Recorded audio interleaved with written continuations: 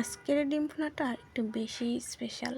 না দেখলে আর না খেলে কিন্তু এর স্পেশালটা ঠিক বুঝতে পারবেন না। তবে চলুন রেসিপিটা দেখে নেওয়া যাক। আসসালামু আলাইকুম, বিজি রান্নাবাড়িতেই সবাইকে স্বাগতম।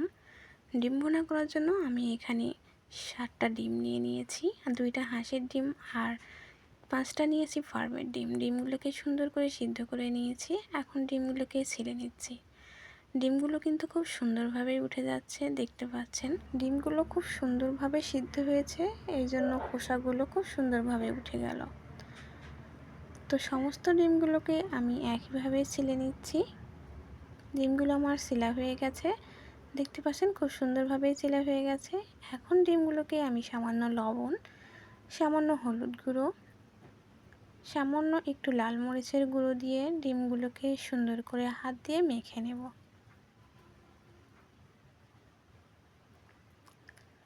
সমস্ত ডিমগুলো আমি খুব সুন্দর করে হাত দিয়ে মেখে নিয়েছি। এখন আমি এদিকে চুলাইতে তেল দিয়ে দিয়েছি 2 টেবিল চামচ মতো।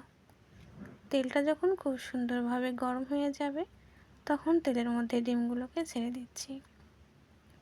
উল্টে পাল্টে ডিমগুলোকে ভেজে নিয়ে উঠিয়ে নিচ্ছি। এবার ওই তেলে আরও কিছুটা তেল দিয়ে দিয়েছি, তাতে গরম মশলা দিয়ে দিয়েছি, এলাচ, দাল, তেজপাতা দিয়ে দিয়েছি, কাঁচামরিচ ফালি বেশ কিছুটা পরিমাণ, পেঁয়াজ আর রসুন কুচি দিয়ে কাঁচা পেঁয়াজটা সুন্দর করে গরম মশলার সঙ্গে একটু কিছুক্ষণ ভেজে নিচ্ছি। এই পর্যায়ে দিয়ে দিচ্ছি বাটা মশলা, জিরা পেস্ট দিয়ে দিয়েছি পরিমাণ মতো, আদা পেস্ট দিয়ে দিয়েছি, রসুন পেস্ট দিয়ে দিয়েছি পরিমাণ মতো, আর দিয়ে দিয়েছি এখানে পেঁয়াজ পেস্ট।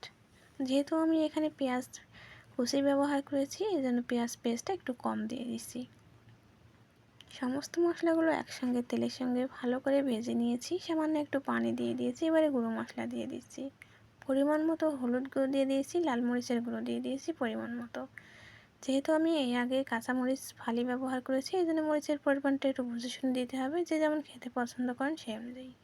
সুন্দর করে মশলাটা কষিয়ে নিয়েছি। এই পর্যায়ে আবারও দিয়ে দিয়েছি আমি স্বাদ মতো লবণ, কারণ আমি এর আগে লবণটা ব্যবহার করিনি। লবণটা দিয়ে আবারও সুন্দর করে মশলাটাকে কষিয়ে নিচ্ছি। এই পর্যায়ে আমি ব্যবহার করছি এখানে বাদাম পেস্ট। আমি এখানে চীনাবাদাম আর কাঠবাদামটা পেস্ট করে নিয়েছি, সেটা আমি 1 চামচ মতো দিয়ে দিয়েছি। মশলাটার সঙ্গে সুন্দরভাবে আবারও একটু কষিয়ে নিচ্ছি। সামান্য একটু পানি দিয়ে দিয়েছি, যাতে মশলাটা নিচ থেকে পুড়ে না লেগে যায়। মশলাটা তখন খুব সুন্দরভাবে কষানো হয়ে যাবে। এই পর্যায়ে আমি ভেজে রাখা ডিমগুলোকে অ্যাড করে দিচ্ছি। ডিমগুলোকে দিয়ে মশলার সঙ্গে বেশ কিছুক্ষণ একটু নেড়ে কষিয়ে নেব।